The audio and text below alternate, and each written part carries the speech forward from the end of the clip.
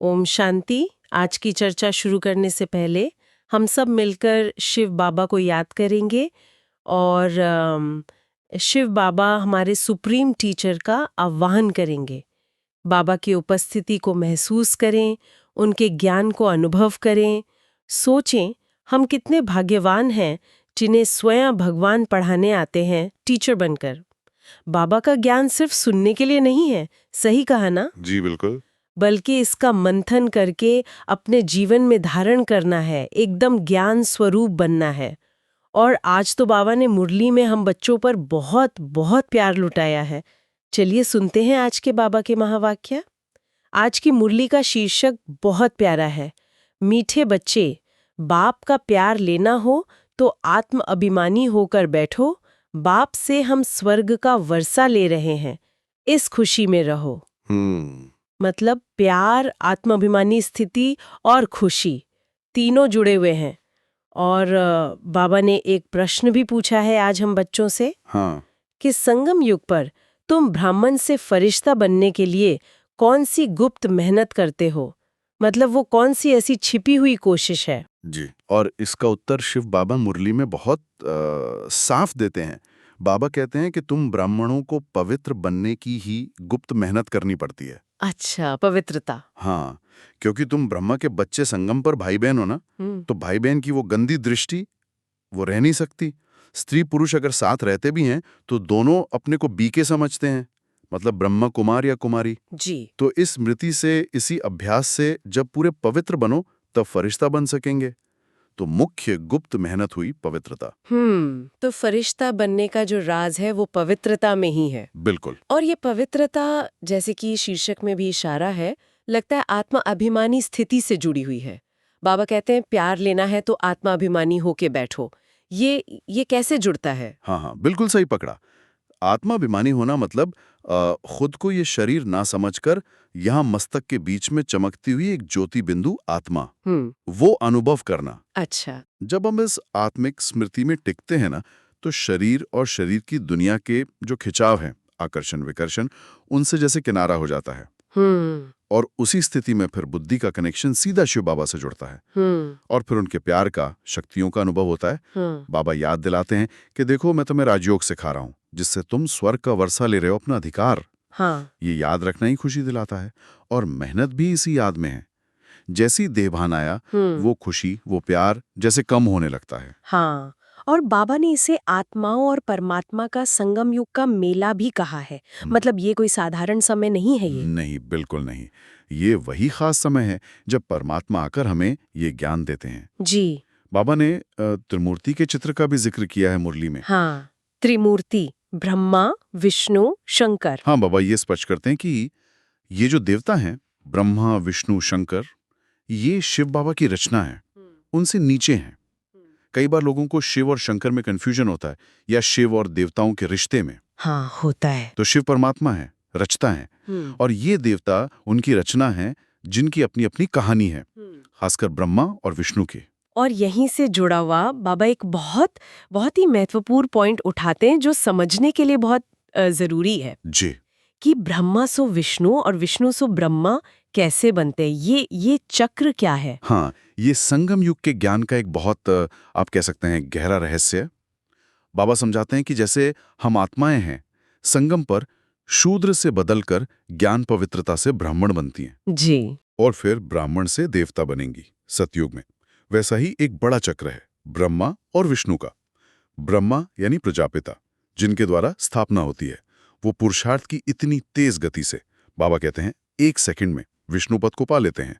मतलब वो संपूर्ण सतयुगी देवी स्वरूप 1 सेकंड में? हाँ, लेकिन उसी विष्णु स्वरूप वाली आत्मा को फिर 84 जन्मों का पूरा चक्कर लगाना पड़ता है, और अंत में फिर से ब्रह्मा की भूमिका में आने में पूरा कल्प बीत जाता है। अरे वाह, मतलब एक तरफ 1 सेकंड की प्राप्ति और दूसरी तरफ 84 जन्मों की इतनी लंबी यात्रा। बिल्कुल। और बाबा यहाँ ये भी बहुत साफ करते हैं कि ये आत्मा सो परमात्मा बनने वाली बात नहीं है, वो गलत धारणा है। अच्छा। आत्मा आत्मा ही रहती है, परमात्मा परमात्मा। ये तो आत्मा की यात्रा है, उसके कर्मों के अनुसार उसको पद मिलता है। और साथ ही बाबा ये भी क्लियर करते हैं कि परमात्मा श्री कृष्ण के तन में नहीं आते। हाँ, ये भी बहुत लोग सोचते हैं। जी, श्री कृष्ण तो सतयुग के पहले प्रिंस हैं, संपूर्ण पावन। परमात्मा तो पतित दुनिया में आते हैं, पतित तन में आते हैं ताकि पावन बना सकें। ये बातें तो सचमुच बहुत गहरी हैं। और जैसा बाबा कहते हैं कि महारथी बच्चे, मतलब जो ज्ञान को गहराई से समझकर सेवा में लगाते हैं, हाँ, वही इसे अच्छी तरह से धारण कर सकते हैं। ये ब्रह्मा और विष्णु का कनेक्शन, उनके बदलने का चक्र, ये समझना मतलब संगम युगी ब्राह्मण जीवन को ही समझना है एक तरह से। जी हाँ, बिल्कुल। ये समझना कि हम अभी इस संगम पर खड़े होकर पवित्रता और आत्माभिमानी स्थिति की जो गुप्त मेहनत कर रहे हैं, उससे कैसे अपने 84 जन्मों के चक्र को हम श्रेष्ठ बना रहे हैं और कैसे फरिश्ता बनकर वो ब्रह्मासु विष्णु वाले पद के अधिकारी बन सकते हैं। शायद यही आज की मुरली का मुख्य सार है। तो अगर हम आज की मुरली से मुख्य बातें निकालें, तो सबसे पहले बाबा का प्यार और खुशी चाहिए, तो आत्मा अभिमानी स्थिति में टिकना। बिल्कुल। दूसरा, ब्रह्मा से फरिश्ता बनना है, तो पवित्रता की गुप्त मेहनत करनी है। हाँ जी। और तीसरा, ये ब्रह्मा विष्णु का जो अनोखा चक्र है, उसे समझना, जो आत्मा की यात्रा और पुरुषार्थ को दिखाता है, ना कि आत्मा परमात्मा एक हो जाते हैं वो वाली बात नहीं। सही बात है। और ये सोचना चाहिए कि कितना बड़ा सौभाग्य है हमारा, स्वयं ज्ञान सागर शिव बाबा रोज हमें पढ़ाकर स्वर्ग का मालिक बना रहे। सच में बस जरूरत है इसको अपने जीवन में उतारने की, धारण करने की। शिव बाबा ने मुरली में ब्राह्मण कुल की हमारी जो वर्तमान पहचान है और ये जो विशेष समय है संगम युग, इसके अद्वितीय महत्व पर काफी जोर दिया है। ये समझना बहुत जरूरी है। ये एक तरह से ज्ञान का कोर पॉइंट है। हाँ, तो मुरली में जैसे कहा गया है कि इस समय हम ब्राह्मण कुल के हैं, ये सुनते ही मन में सवाल आता है कि भाई अगर हम ब्राह्मण हैं तो प्रजापिता ब्रह्मा कहाँ है? हाँ, ये प्रश्न स्वाभाविक है। क्या वो नई दुनिया मतलब सतयुग में होंगे या फिर पुरानी दुनिया कलयुग में? मुरली इस पर क्या कहती है? देखिए, शिव बाबा ने मुरली में इसे बहुत बहुत स्पष्ट रूप से समझाया है। प्रजापिता ब्रह्मा न तो सतयुग के वासी हैं और न ही कलयुग के। मुरली के अनुसार उनका अस्तित्व केवल संगम युग पर ही संभव है। केवल संगम युग पर ही? जी हाँ, ऐसा इसलिए क्योंकि यही वो परिवर्तन का खास समय है जब आत्माएं शूद्र वर्ण से ब्राह्मण वर्ण में परिवर्तित होती हैं। और इस महान परिवर्तन के लिए प्रजापिता ब्रह्मा का होना अनिवार्य है।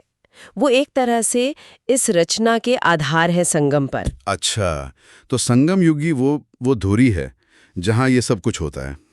ये तो प्रजापिता ब्रह्मा की भूमिका को बहुत ही महत्वपूर्ण बना देता है। बिल्कुल। लेकिन मुरली में एक और दिलचस्प बात है कि शिव बाबा ने ब्रह्मा को अडॉप्ट किया है, मतलब अपनाया है। ये कैसे हुआ, इसे रहस्य बताया गया है। और साथ ही वो जो त्रिमूर्ति का प्रसिद्ध चित्र है, उसमें रचता शिव का स्पष्ट चित्रण क्यों नहीं है? क्या ये दोनों बातें जुड़ी हुई हैं? हाँ, ये बिंदु बहुत महत्वपूर्ण है और इसे थोड़ी गहराई से समझना होगा।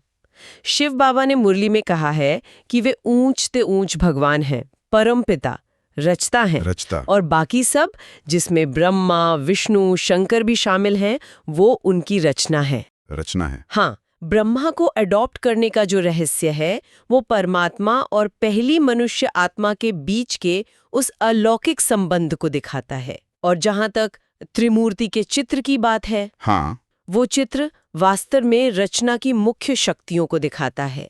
ब्रह्मा द्वारा स्थापना, विष्णु द्वारा पालना और शंकर द्वारा विनाश। शिव बाबा तो रचता है, वो तो निराकार ज्योति बिंदु हैं। अच्छा, निराकार। तो निराकार का चित्रण साकार शक्तियों के साथ उस तरह कैसे हो?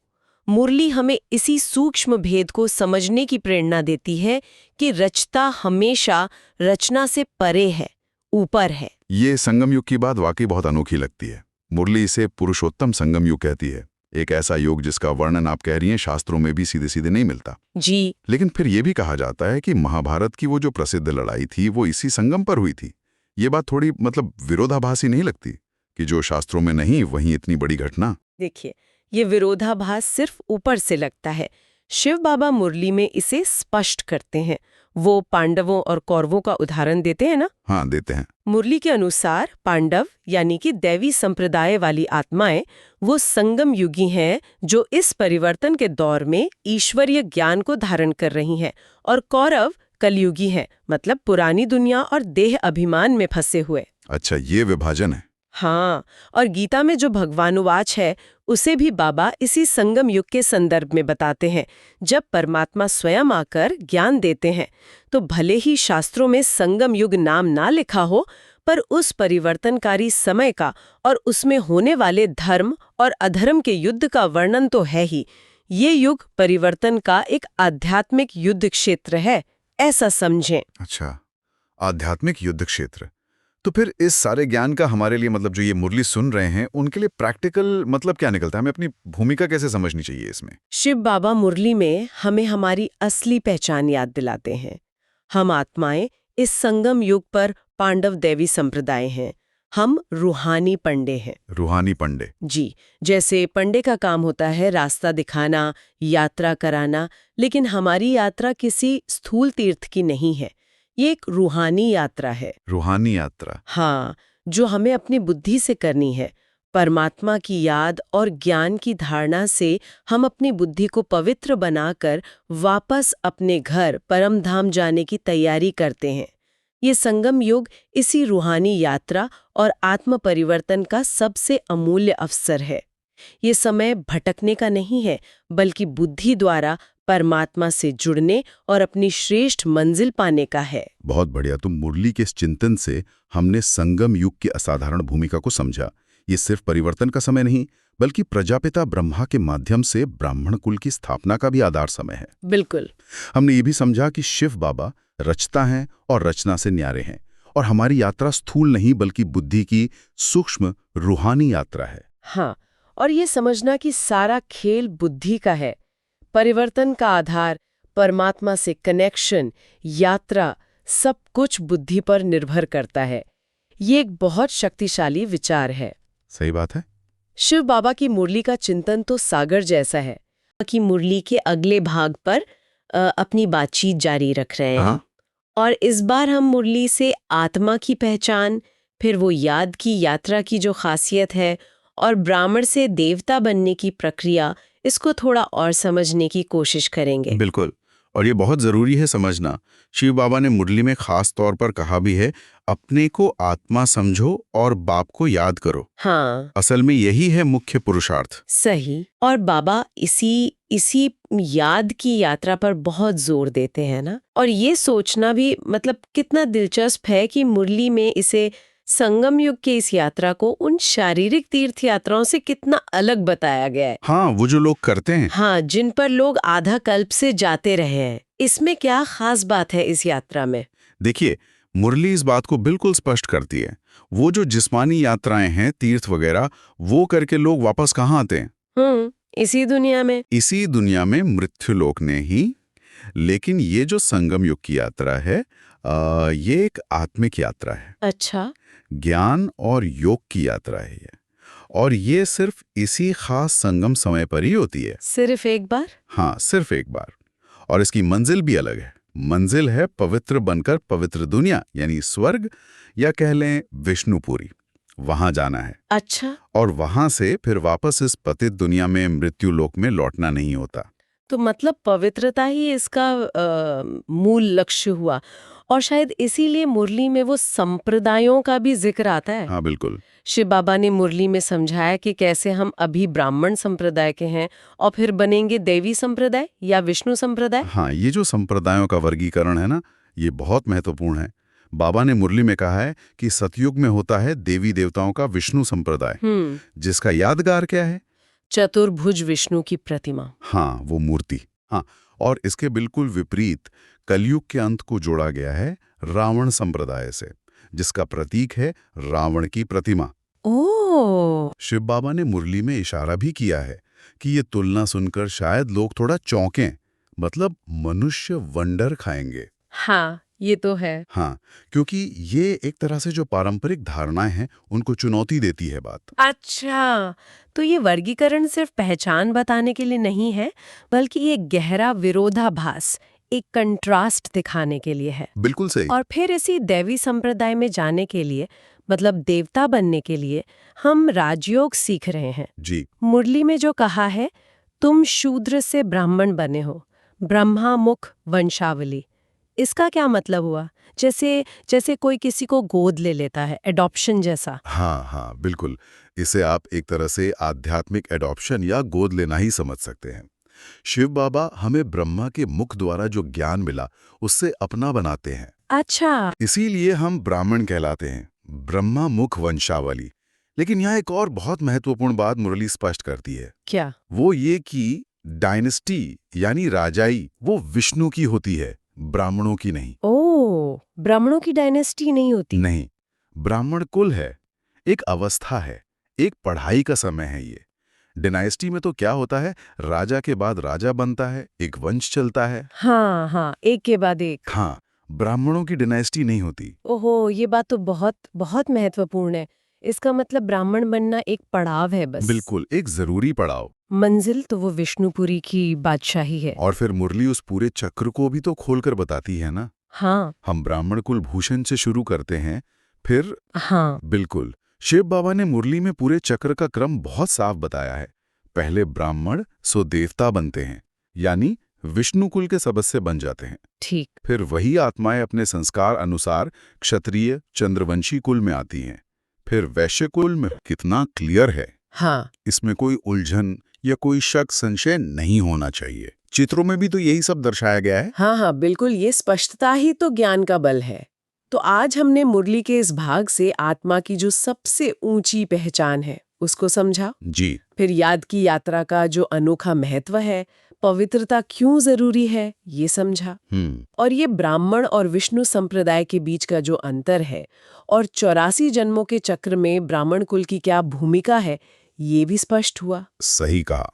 और खासकर ये समझना कि ब्राह्मण अवस्था एक संक्रमण काल है, एक ट्रांजिशन है, और लक्ष्य है विष्णुपुरी की राजाई पाना। हाँ ये इस पूरी यात्रा को एक बहुत स्पष्ट दिशा देता है। और जैसा मुरली बार बार याद दिलाती है कि पवित्र बनकर ही उस पवित्र दुनिया में प्रवेश पा सकते हैं। बिल्कुल, शिव बाबा की मुरली तो ज्ञान का अथाह सागर है। मुरली में ज्ञान के कई ऐसे मोती हैं जिन पर जितना विचार करें वो कम ही लगता है। आज हम सृष्टि चक्र और ये वंशों का रहस्य, संगम युग जैसे कुछ और महत्वपूर्ण पहलुओं पर बाबा की दी हुई समझनी को और खोलने का प्रयास करेंगे। हाँ, और आपने विचार की बात की तो बाबा का ये कहना कि उनके दिए हुए विषयों पर गहराई से सोचो, मतलब विचार सागर मंथन करो, ये क्यों इतना जरूरी है। बाबा तो कहते हैं कि जब हम किसी को समझाएं तो वो एकदम हैरान हो जाएं कि अरे ये ज्ञान कहाँ से मिला। सही कहा, ये विचार सागर मंथन सिर्फ सोचना भर नहीं है, ये एक तरह से ज्ञान को बुद्धि में पचाने जैसा है। जैसे दही को मतने से मक्खन निकलता है ना, वैसे ही बाबा के महावाक्यों पर गहराई से मनन करने से समझ का असली सार निकलता है। बाबा स्वयं भी पहले लिखकर मनन करके फिर सुनाते थे। तो इसी मंथन से क्या है कि ज्ञान एकदम स्पष्ट हो जाता है और फिर हम उसे सहज रूप से दूसरों को समझा पाते हैं। ये ज्ञान को अपना बनाने की प्रक्रिया है बस। बिल्कुल। इसी ज्ञान में एक बहुत ही मतलब कह सकते हैं गूढ़ बात आती है, ब्रह्मा सो विष्णु।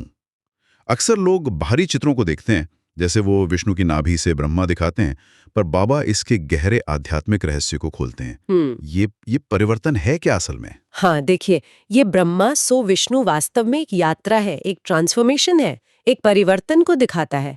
ब्रह्मा जिनके द्वारा शिव बाबा ज्ञान देकर नई सृष्टि की स्थापना करते हैं, वही आत्मा अपने पुरुषार्थ से देवता पद पाती है, मतलब विष्णुपुरी का मालिक बनती है। अच्छा। और ये सिर्फ एक व्यक्ति की बात नहीं, बल्कि एक वंश की कहानी है। बाबा समझाते हैं कैसे ब्राह्मण संप्रदाय जो इस ज्ञान को धारण करता है, वही आगे चलकर देवता वंश डीटी डायनेस्टी बनता है। फिर जैसे जैसे समय बीतता है, कलाएं कम होती हैं और चंद्रवंशी फिर वैश्यवंशी ये बनते हैं। ये सृष्टि चक्र का एक अटूट क्रम है। और इसी क्रम से फिर युगों का परिवर्तन जुड़ा है। बाबा अक्सर सतयुग यानी वाइसलेस दुनिया, निर्विकारी दुनिया, और कलयुग यानी विशेष दुनिया, विकारी दुनिया का अंतर बताते हैं। सुनने में तो ये शब्द सरल लगते हैं, पर बाबा कहते हैं इनकी गहराई समझना भी बहुत जरूरी है। बिल्कुल। और ये परिवर्तन मतलब विकारी से निर्विकारी बनने का ये होता कैसे है, यहीं पर संगम युग की भूमिका आती है। बाबा बहुत स्पष्ट करते हैं कि ये कोई कर्मकांड वाला पुरुषोत्तम मास नहीं है जो हर 3 साल में आता है। नहीं, संगम युग ये पूरे 5000 साल के कल्प में सिर्फ एक बार आता है। ये वो छोटा सा लेकिन बहुत ही अमूल्य समय है जब परमात्मा स्वयं आकर पुरानी पतित दुनिया को नई पावन दुनिया में बदलने का ज्ञान और शक्ति देते हैं। अच्छा, तो ये परिवर्तन का एकदम विशेष कालखंड है। जी बिल्कुल। मुरली में ज्ञान और भक्ति की दो नावों का भी जिक्र आता है। बाबा कहते हैं ये रास्ते बिल्कुल अलग हैं। इसका क्या अर्थ है, थोड़ा और समझाएं। देखिए, भक्ति की नाव में क्या होता है, हम ईश्वर को याद करते हैं, पुकारते हैं, ढूंढते हैं, लेकिन पाते नहीं है ना। जबकि ज्ञान की नाव पर स्वयं ज्ञान सागर बाबा हमें सृष्टि चक्र का, आत्मा का, परमात्मा का पूरा राज समझाते हैं। इस ज्ञान से हम समझ पाते हैं कि भाई हम कौन हैं, हमारा असली स्वरूप क्या है, कैसे ये वंश चलते हैं, कैसे ये दुनिया का पूरा ड्रामा बना है। बाबा याद दिलाते हैं कि देखो, इसी ज्ञान से मैंने कल पहले भी तुम्हें विश्व का मालिक बनाया था। तो ज्ञान क्या है? वो रास्ता दिखाता है मंजिल तक पहुंचने का। हाँ, ये बात तो है। और दुनिया के इस पूरे ड्रामा को बाबा एक और बहुत सुंदर मिसाल से समझाते हैं। सृष्टि रूपी झाड़ या गुलदस्ता भी कहते हैं। ये कैसे काम करता है? हाँ, ये सृष्टि एक उल्टे झाड़ की तरह है। अनोखी बात है, जिसका बीज ऊपर है। बाबा कहते हैं इसका फाउंडेशन, इसका जो मुख्य तना है, धुर जिसे कहते हैं, वो है आदि सनातन देवी देवता धर्म। बाकी सब धर्म जैसे इस्लाम, बौद्ध, क्रिश्चियन, ये सब समय के साथ निकली हुई शाखाएं हैं, ब्रांचेस हैं। हर धर्म अपने अपने समय पर आता है, लेकिन आज हालत ये है कि जो मुख्य तना था वो मानो एकदम जीर्ण शीर्ण हो गया है, सड़ गया है, जैसे बाबा कहते हैं। भारतवासी अपने आदि धर्म को ही भूल गए हैं, जबकि आप देखें तो दूसरी शाखाओं वाले अपने धर्म स्थापकों को फिर भी जानते हैं, याद करते हैं। तो मतलब ये हुआ कि इस झाड़ की सही जानकारी और ये जो सृष्टि चक्र है, इसका यथार्थ ज्ञान अब सिर्फ बाबा ही दे रहे हैं और कोई नहीं जानता? बिल्कुल, कोई नहीं जानता। बाबा कहते हैं, मैं आकर इस भूले हुए आदि सनातन देवी देवता धर्म की पुनः स्थापना करता हूँ। और ये स्थापना वे ब्रह्मा तन द्वारा करवाते हैं। इसी ज्ञान से फिर ये ब्राह्मण आत्माएं पुरुषार्थ कर विष्णुपुरी यानी सतयुग के लायक देवता बनती हैं। और साथ ही बाबा ये भी बहुत स्पष्ट समझाते हैं कि जब एक धर्म की स्थापना होती है तो बाकी जो अनेक धर्म है उनका विनाश भी निश्चित है, ताकि सतयुग में फिर से केवल एक ही धर्म, एक ही राज्य हो सके। अच्छा, ये सारी बातें बाबा वो गोले के चित्र पर भी विस्तार से समझाते हैं। तो आज हमने मुरली के कुछ और गहरे रहस्यों पर बात की, जैसे विचार सागर मंथन की अहमियत, ब्रह्मा से विष्णु का वो परिवर्तन, सतयुग, कलयुग और खास संगम युग का महत्व, ज्ञान और भक्ति का फर्क, और इस सृष्टि रूपी झाड़ का पूरा नजारा। जी, और ये भी समझा कि कैसे शिव बाबा ब्रह्मा द्वारा इस आदि सनातन देवी देवता धर्म की पुनः स्थापना कर रहे हैं, जिससे सतयुग का आरंभ होता है और बाकी अनेक धर्मों का फिर विनाश होता है। ये ज्ञान सचमुच हमें सृष्टि और स्वयं को एक बिल्कुल नई दृष्टि से देखने में मदद करता है। ये साफ कहती है कि संगम युग में, मतलब ये जो परिवर्तन का खास समय है, इसमें ब्राह्मण आत्माओं के लिए पवित्र बनना ये कोई आसान काम नहीं। ये एक बहुत गहरी, एक गुप्त मेहनत है। गुप्त मेहनत। हाँ, इसमें भाई बहन के रूप में रहने की बात है, लेकिन ये भी माना गया है कि भाई स्त्री पुरुष के बीच पवित्र दृष्टि रखना ये चैलेंजिंग है। हाँ, मुरली में शब्द है, कशिश बहुत होती है। हाँ बिल्कुल, और इसे पार करने में बड़ी गुप्त मेहनत लगती है। यहाँ तक कहा है कि हाथ भी नहीं लगाना है ताकि कोई विकारी भाव ना आए। और ये गुप्त इसलिए क्योंकि ये बाहर की चीज नहीं है, ये बहुत अंदर की, बहुत सूक्ष्म है, मन की, संकल्पों की, दृष्टि की पवित्रता। अच्छा, और मुरली इसी को तो फरिश्ता बनने की पहली सीढ़ी बताती है। कहती है कि भाई इसके बिना, इस पूरी पवित्रता के बिना न तो वो फरिश्ता स्थिति मिल सकती है, न सूक्ष्म वतनवासी बन सकते हैं। हाँ, मुरली तो यहां तक कहती है कि जोड़े अगर ये पवित्रता धारण कर लें तो वो नंबर 1 पद भी पा सकते हैं। तो ये सिर्फ फिजिकल ब्रह्मचर्य से कहीं आगे की बात है। हाँ, मतलब ये मन का, संकल्पों का खेल है। बिल्कुल, इसके लिए ज्ञान और योग दोनों की शक्ति चाहिए होती है। लेकिन जैसे भी कहा, मुरली खुद मानती है कि ये मुश्किल है, कशिश बहुत होती है। तो ये जो आदर्श है और जो मानवीय, एक तरह से कहें वास्तविकता है, इसके बीच बैलेंस कैसे हो, इस पर मुरली क्या कहती है? हाँ, मुरली इस चुनौती को नकारती नहीं है, मानती है। इसीलिए तो इसे मेहनत कहा। और समाधान के तौर पर बाबा की निरंतर याद और ज्ञान का जो चिंतन है उसी पर जोर है। अच्छा, उसी याद से वो रूहानी ताकत मिलती है जो इस आकर्षण को, इस कशिश को पार करने में मदद करती है। ये धीरे धीरे होने वाली प्रक्रिया है, गिरना उठना भी हो सकता है, पर लक्ष्य वही पवित्रता का रखना है। समझ गया। अच्छा, अभी एक और इंटरेस्टिंग पॉइंट है मुरली में, शिव बाबा और ब्रह्मा को याद करने को लेकर। हाँ, ये बहुत कॉमन सवाल भी आता है। हाँ, कि भाई जब डायरेक्ट कनेक्शन शिव बाबा से है तो फिर ब्रह्मा को बीच में क्यों याद करें या उनको पत्र वगैरह क्यों लिखें? बिल्कुल, और मुरली इसका बहुत स्पष्ट जवाब देती है। कहती है इनमें शिव बाबा आता है, ये तो देहधारी है ना। मतलब शिव बाबा ज्ञान देने के लिए ब्रह्मा के साकार तन का आधार तो लेते हैं, जरूर लेते हैं। हाँ, वो तो माध्यम है। वो माध्यम है, पर याद किसको करना है? याद निराकार शिव बाबा को ही करना है, क्योंकि अगर साकार रूप यानी ब्रह्मा को याद करेंगे तो देह अभिमान का रिस्क रहता है। अच्छा, हाँ, लक्ष्य तो देही अभिमानी बनना है। बिल्कुल, और शायद इसीलिए बाबा कोई स्थूल फोटो वगैरह रखने को भी मना करते हैं, ताकि बुद्धि निराकार में टिकी रहे। सही बात है। अच्छा मुरली, फिर ये जो वर्तमान दुनिया है जिसे मृत्यु लोक कहा गया है और जो भविष्य का अमर लोक है, इसके बीच भी एक बड़ा साफ फर्क दिखाती है। हाँ, एक कॉन्ट्रास्ट क्रिएट करती है। हाँ, और इसमें उस समय के भारत की स्थिति पर भी काफी तीखी बातें हैं, जैसे एकदम भारतवासियों ने दिवाला मारा है। और प्रजा से भीख मांगते रहते हैं। हाँ, देश कर्ज में डूबा हुआ है और हर कदम पर दुख ही दुख है। बीमारियां हैं, अकाल मृत्यु है, रिश्तों में कड़वाहट है। और यही कॉन्ट्रास्ट, यही विरोधाभास इस ज्ञान की बुनियाद है एक तरह से। एक तरफ ये मृत्यु रोग की कड़वी सच्चाई, दुख, अशांति, हाँ, और दूसरी तरफ खुद अमरनाथ यानी शिव बाबा, वो अमर कथा सुना रहे हैं जो इस दुख की दुनिया से पार ले जाकर अमर लोक पहुंचाने का वादा करती है। तो ये पूरी यात्रा ही परिवर्तन की है, लोक से अमर लोक जाने की। और ये जो दुख का चित्र मुरली खींचती है, वो असल में वैराग्य जगाने और पुरुषार्थ को तेज करने के लिए एक प्रेरणा है। बिल्कुल। अच्छा, अब मुरली के बिल्कुल अंत में जो खास पॉइंट्स होते हैं उन पर आते हैं। बाबा कहते हैं, मीठे मीठे सीखले दे बच्चों प्रति माता पिता बाप दादा का याद प्यार और गुड मॉर्निंग। रूहानी बाप की रूहानी बच्चों को नमस्ते। और हम रूहानी बच्चों की रूहानी माता पिता बाप दादा को याद प्यार, गुड मॉर्निंग और नमस्ते। शुक्रिया बाबा। हाँ, शुक्रिया बाबा। चलिए एक सेकंड के लिए सब अनुभव करें। शिव बाबा का वरदानी हाथ मेरे सिर पर है।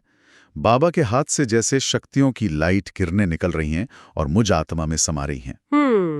और इन शक्ति की किरणों से मैं आत्मा चार्ज हो रही हूँ, शक्तिशाली बन रही हूँ, मेरा मन एकदम शांत हो रहा है। ओम शांति। ओम शांति। जी, फिर धारणा के लिए मुख्य सार आता है।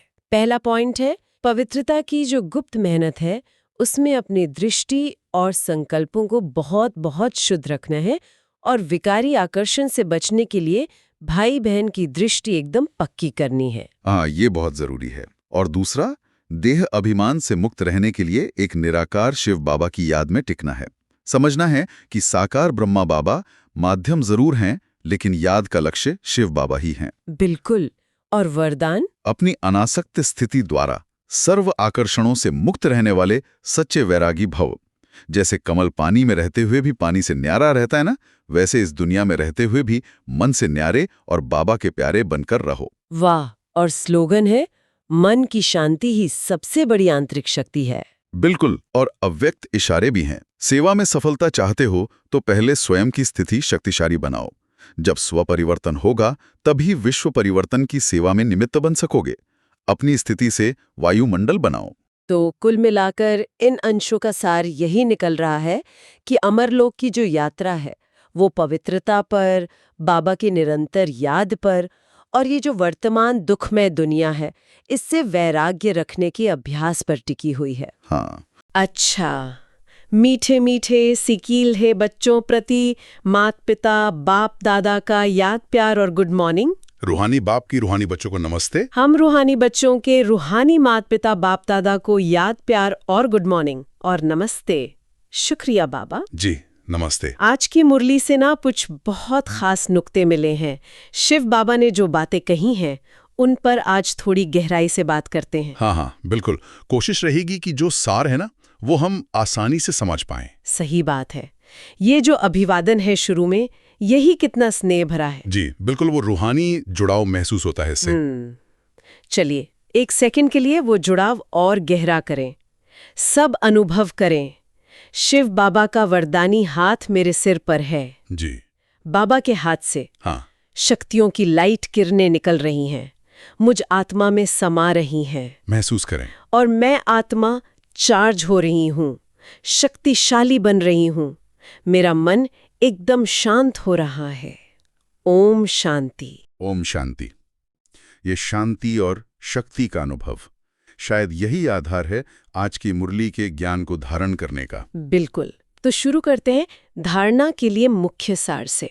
पहला पॉइंट है कि विचार सागर मंथन करना है, ये समझने के लिए कि ब्रह्मा सो विष्णु कैसे बनते हैं। हाँ, मंथन। बुद्धि को इसी में लगाए रखना है। अब ये ब्रह्मा सो विष्णु सुनने में तो बहुत गहरा लगता है, मंथन करें कैसे इस पर? देखिए, मंथन मतलब सिर्फ ऊपर ऊपर से सोचना नहीं, ज्ञान की गहराई में उतरना। गहराई में? अच्छा। जी, ये समझना कि आत्मा अपनी असली पवित्रता, दिव्यता उसको कैसे वापस पाती है, कैसे साधारण मनुष्य, मतलब वो ब्रह्मा की यात्रा का प्रतीक है ना, उससे देवपद विष्णु स्वरूप तक पहुंचती है। अच्छा, तो ये एक ट्रांसफॉर्मेशन की यात्रा है। हाँ, बिल्कुल। और मंथन का मतलब है कि फालतू के संकल्पों से बुद्धि हटाकर इन गहरी आध्यात्मिक सच्चाइयों पर टिकना, उन्हें अपना अनुभव बनाना। समझ गई। तो ये एक आंतरिक प्रक्रिया है पूरी। और दूसरा मुख्य सार? वो है राजाई पद के लिए। ज्ञान और योग तो चाहिए ही, पर साथ में दूसरों को भी अपने जैसा बनाने की सेवा करनी है और अपनी दृष्टि उसे बहुत शुद्ध रखना है। हाँ, ये तीनों का संतुलन, ज्ञान, योग और सेवा, तीनों साथ साथ। बिल्कुल। सिर्फ अपनी उन्नति काफी नहीं, उसे सेवा से जोड़ना ही है। और सेवा का आधार है वो शुद्ध दृष्टि। शुद्ध दृष्टि मतलब हर आत्मा को उसके शरीर से परे देखना, उसका जो असली आत्मिक स्वरूप है उसे देखना। जब हमारी नजर ऐसी होती है ना, तो हमारा व्यवहार अपने आप दिव्य हो जाता है, प्यार भरा। फिर सेवा मुश्किल नहीं लगती, सहज हो जाती है। ये शुद्ध दृष्टि वाली बात, ये वाकई बहुत अहम है और शायद रोज की जिंदगी में इसे बनाए रखना सबसे बड़ा चैलेंज भी यही है। हाँ, अभ्यास इसी का करना है। बिल्कुल। खैर, इन धारणा के पॉइंट्स के बाद एक बहुत पावरफुल वरदान भी आज, सर्व संबंधों का अनुभव, एक बाप से करने वाले अथक और विघ्न विनाशक भव। ये तो सुनते जैसे बला जाता है। जी जी, ये वरदान तो जैसे आंतरिक आजादी और शक्ति का सूत्र है। आंतरिक आजादी कैसे? देखिए, जब सारे रिश्ते, हमारे इमोशनल स्पिरिचुअल कनेक्शंस सब एक परमात्मा से जुड़ जाते हैं, तो दुनिया के रिश्ते निभाते हुए भी हम अंदर से डिटैच्ड रहते हैं। अच्छा, अनासक्त। हाँ, किसी व्यक्ति या हालात से बहुत ज्यादा उम्मीदें या लगाव नहीं रहता, और इसी वजह से सेवा करते हुए थकान नहीं होती, मतलब अथक। और जीवन में जो मुश्किलें आती हैं, विघ्न, उन्हें बहुत आसानी से पार कर लेते हैं, विघ्न विनाशक। और इसमें यह भी है कि ऐसी आत्मा खुश रहती है, बोझ मुक्त, डबल लाइट, सहज योगी, शिकायतें खत्म। ये डबल लाइट क्या है? डबल लाइट यानी दोहरा हल्कापन। एक तो देह अभिमान के बोझ से हल्के, और दूसरा दुनिया की जो पुरानी बातें हैं, चिंताएं हैं, शिकायतें हैं, उनके बोझ से हल्के। जब सब कुछ एक बाप से मिल रहा है, यह अनुभव होता है ना जी, तो मन पे कोई बोझ रहता ही नहीं, निर्भरता खत्म, योग भी फिर सहज लगता है, मन भटकता नहीं। बिल्कुल। और इस वरदान के साथ ही जो स्लोगन है आज का, वो एकाग्रता की एक और परत खोलता है, संकल्प में भी किसी देहधारी तरफ आकर्षित होना, अर्थात बेवफा बनना। बाप रे, ये तो मन की बहुत बहुत सूक्ष्म बात हो गई। जी, ये परमात्मा के प्रति ना 100% वफादारी और एकाग्रता का हाईएस्ट स्टैंडर्ड है। संकल्प में भी आकर्षण नहीं? हाँ, इशारा यह है कि सच्ची लॉयल्टी सिर्फ कर्म या बोल तक नहीं है, वो विचारों के लेवल पर भी होनी चाहिए। किसी और देहदारी के लिए अगर मन में आकर्षण आता है, तो वो परमात्मा के साथ हमारे कनेक्शन की कॉन्सेंट्रेशन को डिस्टर्ब करता है। उसी को यहाँ बेवफाई कहा है। ये मन की प्योरिटी और फोकस की बात है। बहुत गहरा है। और अंत में स्रोत में कुछ अव्यक्त इशारे भी हैं, वो आत्मिक स्थिति और अंतर्मुखता पर जोर दे रहे हैं। जी, कहा है कि आत्मिक स्थिति में रहने का अभ्यास करो, अंतर्मुखी बनो। ये प्रैक्टिकल गाइडेंस है मतलब? हाँ, आत्मिक स्थिति मतलब मैं आत्मा हूं, इस याद में टिकना। और अंतर्मुखता मतलब बाहर की दुनिया से ध्यान हटाकर अपने अंदर की शांति, शक्ति, उस पर फोकस करना। इसमें एक बड़ी अच्छी मिसाल भी दी है, जैसे स्पेसशिप ऊंचाई से धरती की साफ तस्वीरें ले सकता है, हाँ, वैसे ही मौन की शक्ति, साइलेंस की शक्ति और अंतर्मुखता से मनसा शक्ति द्वारा किसी भी आत्मा को श्रेष्ठ बनने की प्रेरणा दी जा सकती है। ये कैसे होता है? ये मन की सूक्ष्म शक्तियों की तरफ इशारा है।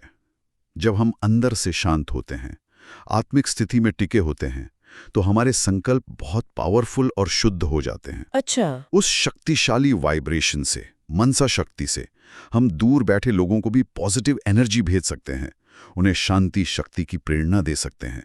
जैसे ऊंचाई से सब साफ दिखता है ना, हाँ। वैसे ही आत्मिक स्थिति से आत्माओं की जरूरतें ज्यादा स्पष्ट समझ आती हैं और मदद करने की ताकत भी बढ़ जाती है। वाह! तो मतलब आज की इस पूरी चर्चा से हमने ज्ञान मंथन की जरूरत समझी, फिर ज्ञान योग सेवा का बैलेंस, जी एक बाप से सारे संबंधों जोड़ने की ताकत, संकल्पों की शुद्धता का महत्व और अंतर्मुखता से जो मनसा शक्ति मिलती है, जी उसे समझा। बिल्कुल सही।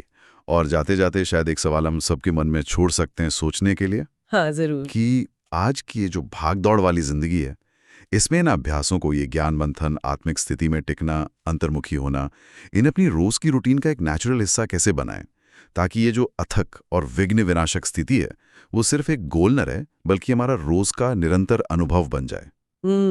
बहुत अच्छा प्रश्न, सोचने वाला। चलिए, इसी विचार के साथ ओम शांति। ओम शांति।